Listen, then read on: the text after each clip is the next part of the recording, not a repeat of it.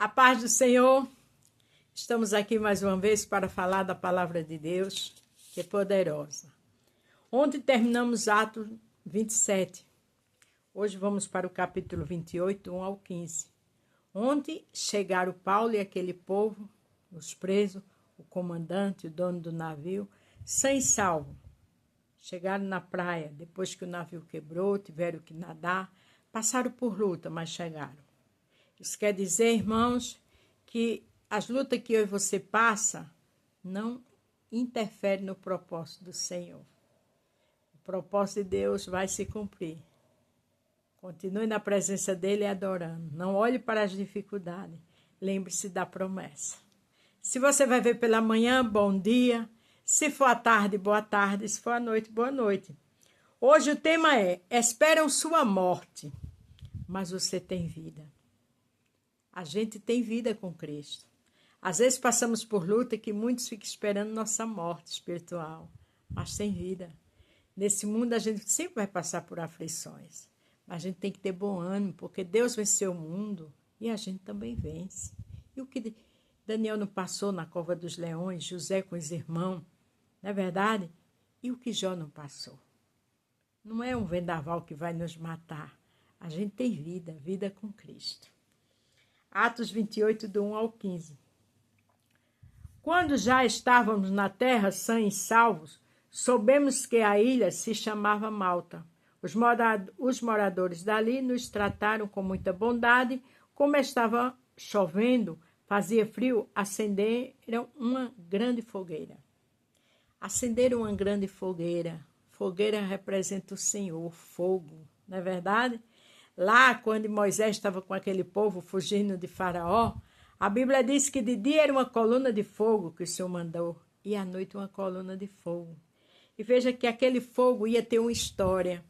Aquele fogo era claridade para a mente de Paulo e daqueles homens. Aquele fogo era a presença do Senhor, que era aquela fogueira. Paulo ajuntou um feixe de gravetos e o estava jogando no fogo, quando uma cobra, fugindo do calor, agarrou-se na mão dele. Quem faz a vontade de Deus, sempre o inimigo tenta atrapalhar. Sempre o inimigo tenta matar, de uma forma ou de outra. Mas a gente tem vida, e Paulo tinha vida. Os moradores da ilha viram a cobra pendurada na mão de Paulo e comentaram: este homem deve ser um assassino, pois ele escapou do mar. Mas mesmo assim, a justiça divina não vai deixá-lo viver. Sempre tem aquelas pessoas que não conhecem você e julgam. Não é verdade? Faz um julgamento antecipado. Às vezes mente, calunia. Isso é perigoso. Porque às vezes sua família pode passar por uma situação muito difícil. Porque você está julgando, está tocando onde não sabe e onde não deve.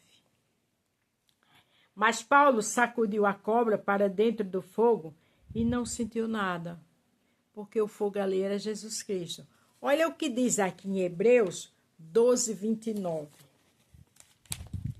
12, 29 diz o seguinte: o nosso Deus é fogo. Porque, na verdade, o nosso Deus é fogo destruidor.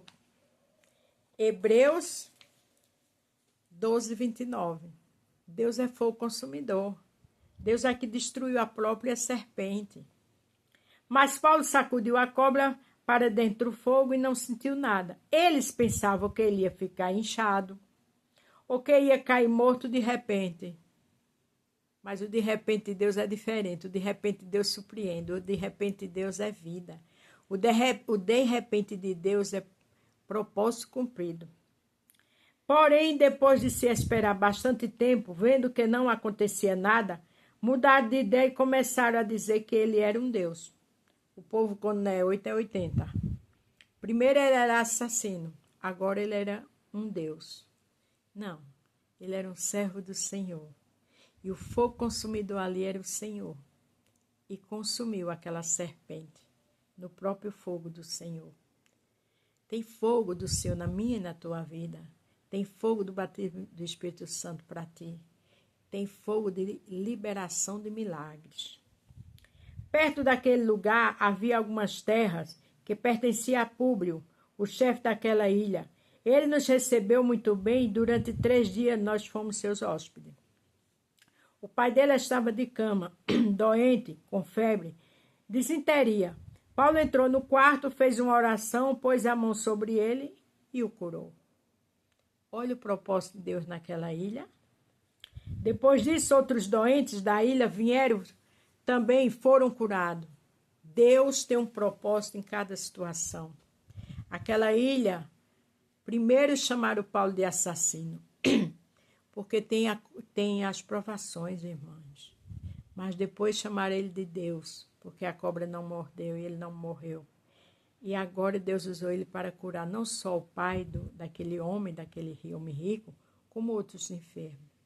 Não corra do propósito, não corra das adversidades, porque tudo isso aí tem um propósito de Deus. Aqui tinha cura para aquele povo.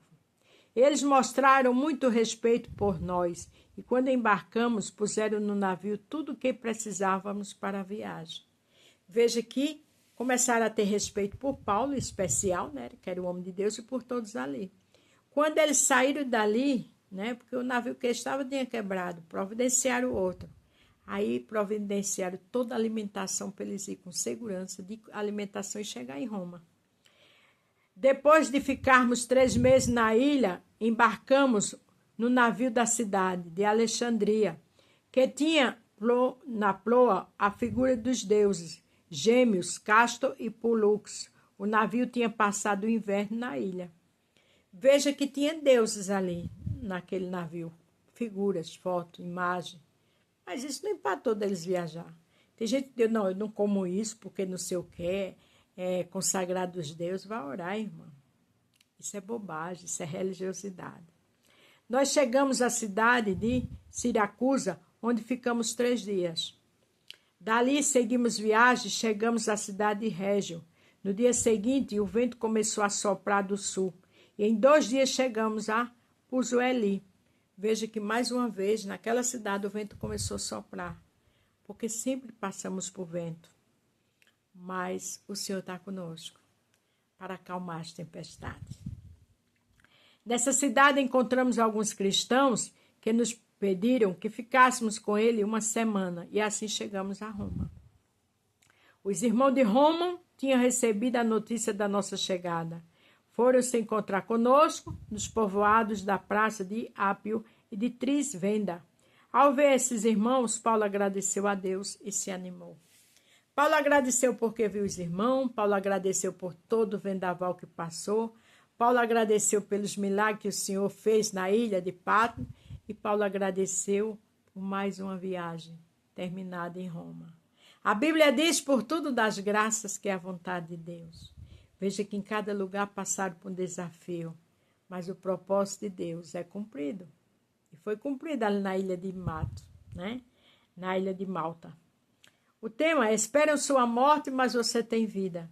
Naquele momento esperaram a morte de Paulo, mas ele tinha vida. Ainda fez milagre usado por Deus para curar os enfermos. Então não te assusta com os vendavais.